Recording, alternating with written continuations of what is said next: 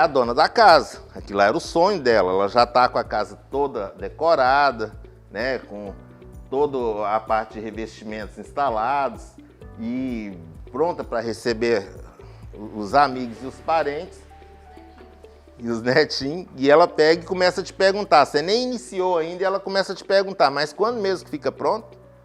Você nem começou. Isso é o segundo personagem. O terceiro personagem são os cachorros. Com certeza a gente vai ter problema de relacionamento com os cachorros. Porque as casas, normalmente, elas têm cachorro. E cachorro, ele não tá nem aí. Ou ele gosta de você e toda hora ele tá te atrapalhando a executar, escarificando a massa, fazendo xixi na maceira, puxando sua perna. Ou então, ele não gosta de você e não deixa nem você entrar na casa. Então tem que estar contando com essa realidade, porque ela existe. E o quarto personagem é o dono da casa, que no primeiro momento ele é muito amistoso. Não, você não precisa fazer isso tudo aqui não. Isso é besteira, meu amigo fez direto, nunca deu problema. Primeiro que esse amigo nunca aparece.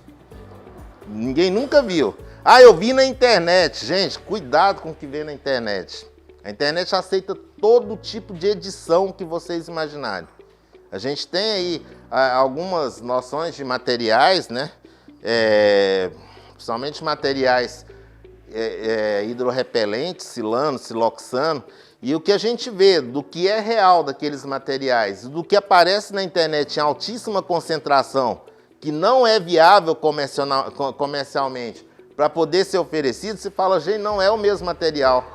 E a gente vê na internet, o cliente chega com essa ideia de que aquilo ali é exatamente daquela forma, mas não é.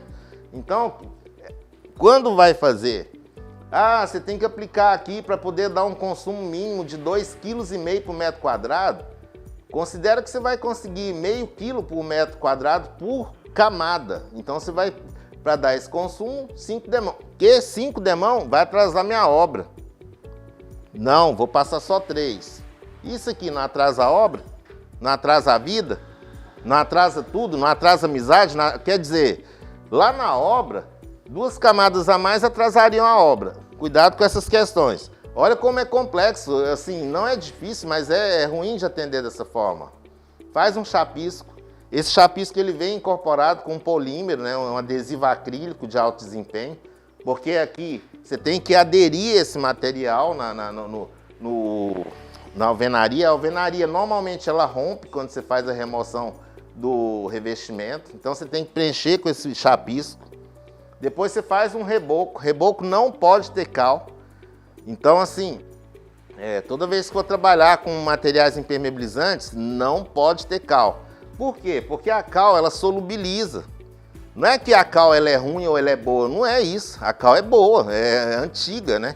Extremamente antiga e chegou até os dias atuais sendo boa, mas não para servir de base para receber material impermeabilizante. Isso não é, porque ela fica solubilizando sais solúveis entre a membrana última aplicada e a base. E aí ela volta a dar fluorescência, a ter formação de bolha. Então, esse revestimento, ele é cimento e areia 1:3, fibra de polipropileno, que é um estruturante multidirecional que é adicionado direto na maceira e na betoneira. Esses materiais, eles têm uma reação química com compostos hidratados do cimento. Então, o que seria isso? Quando você mistura cimento com água, o cimento ele tem uma formação química dele, C3A, C3S, C2S, C4AF, são as formulações do cimento. Quando você mistura ele com água, ele gera outros compostos. Então o cimento, na verdade, ele não tem secagem, ele tem reação química. A gente imagina que o cimento seca, igual materiais cerâmicos, mas ele não seca, ele desenvolve reações químicas, por exemplo, cimento hidratado ele desenvolve CaOH2, que é hidróxido de cálcio, CSH, que é silicato de cálcio hidratado, C6ASH32, que é etringita, e outros tantos compostos que vão se desenvolvendo e capilarizando, fechando e unindo os grãos do agregado, que seria a areia e a brita.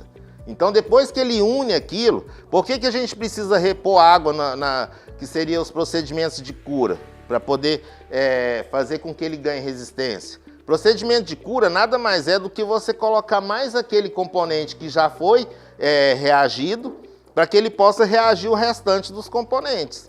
Então, assim, a cura de materiais cimentícios, ela não é importante, ela é indispensável. Não tem como fazer material cimentício ter boa performance sem fazer cura úmida ou cura química, retenção de água de amassamento dentro daquela camada, né, daquela peça que você está executando ou daquele revestimento. O que o Silvio comentou, embalagem de 100 gramas hidrossolúvel. Silicatos, eles se apresentam na fase líquida ou em pó. Eles podem ser líquidos ou em pó, e a incorporação, se é líquido, ele vai na água de amassamento, se é pó, ele vai direto nos materiais secos.